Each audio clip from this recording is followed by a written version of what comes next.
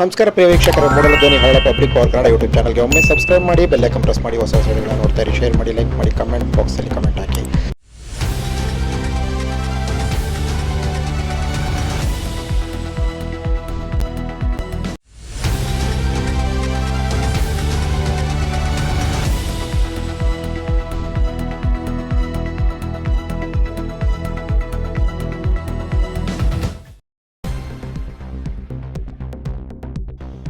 ಮಾದಕ ವಸ್ತು ಬಳಕೆ ಮತ್ತು ಪೂರೈಕೆ ವಿರೋಧಿ ಜಾಗೃತಿ ಅಭಿಯಾನ ಕಾರ್ಯಕ್ರಮವನ್ನು ಕೊಳ್ಳೇಗಾಲ ಮಾನಸ ಶಿಕ್ಷಣ ಸಂಸ್ಥೆ ಮತ್ತು ಕೊಳ್ಳೇಗಾಲ ಪಟ್ಟಣ ಪೊಲೀಸ್ ಠಾಣೆ ಸಂಯುಕ್ತಾಶ್ರಯದಲ್ಲಿ ಕಾರ್ಯಕ್ರಮ ನಿರ್ವಹಿಸಲಾಯಿತು. ಮಾನಸ ಶಿಕ್ಷಣ ಸಂಸ್ಥೆಯ ಆವರಣದಲ್ಲಿ.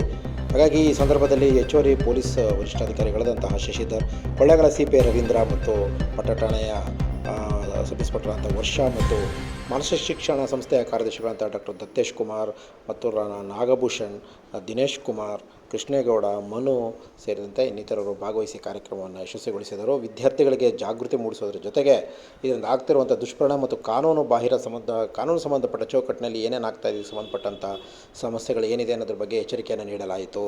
ಇದರ ಸೇವನೆಯಿಂದ 20 ವರ್ಷಗಳ ಕಾಲ ಜೈಲು ಸಹ ಇದೆ ಮತ್ತು ಇದರಿಂದ ಆಗ್ತಿರೋ ದುಷ್ಪರಿಣಾಮಗಳು ಮತ್ತು ಶಾಲೆ ಬಿಟ್ಟ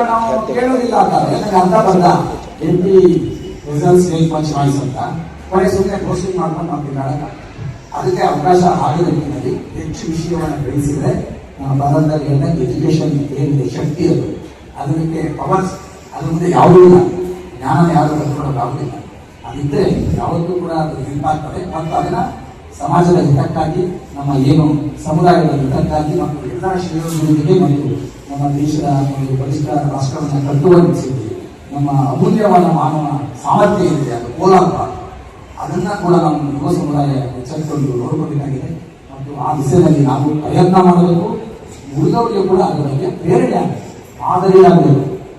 ಪ್ರೇರಣೆ ಮಾದರಿ ನನ್ನಂತೆ ಇರಬೇಕು. ನಾನು ಇನ್ನೊಬ್ಬರನ್ನ ನೋಡಿ ನಾನು ಅವ್ರ ಮಾದರಿ ನನಗೆ ಅಂತ ಅಂತಿರಲ್ಲ. ನಾವೇ ಯಾಕೆ ಮಾದರಿ ಆಗಬಾರ್ದು? ಈ ಪ್ರಶ್ನೆ ನಮಗೆ ಉತ್ತರಬೇಕು. ನಾವೇ ಮಾದರಿ ಆಗಬೇಕು.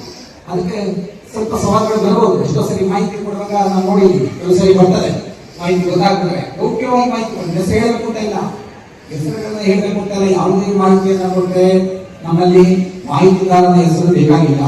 ನಿಮ್ಗೆ ಸಂಬಂಧಪಟ್ಟ ಅಧಿಕಾರಿ ಬಗ್ಗೆ ಮಾಹಿತಿ ಖಚಿತವಾಗಿರುತ್ತೆ. ಯಾವುದೋ ಪರ್ಸನಲ್ ಬೇಸ್ಲೋ ಬೇಕಾಗಿ ಹೇಳ್ತಕ್ಕಂಥದ್ದು ಆಗಬಾರ್ದು. ಅಂತಹ ಮಾಹಿತಿಗಳನ್ನ ಕೊಟ್ಟರೆ ಖಂಡಿತವಾಗಿ ಅದು ಫಲಪ್ರದ ಆಗುತ್ತೆ. ಅದಕ್ಕೆ ಎಫರ್ಟ್ ಆಗುತ್ತೆ. ಒಂದು ದಿವಸ ತಪ್ಪಿಸ್ಕೋಬಹುದು, 2 ದಿವಸ ತಪ್ಪಿಸ್ಕೋಬಹುದು. ಇವೆರಡೇ ಸಂಜೆ ಸಿಗ್ತಾರೆ. ಅದರಲ್ಲಿ ಒಂದು ನಮ್ಮ ಸರ್ವೇಲೆನ್ಸ್ ಇರುತ್ತೆ, ಕಣ್ಣು ಇರುತ್ತೆ ಅವರು. ಹಾಗಾಗಿ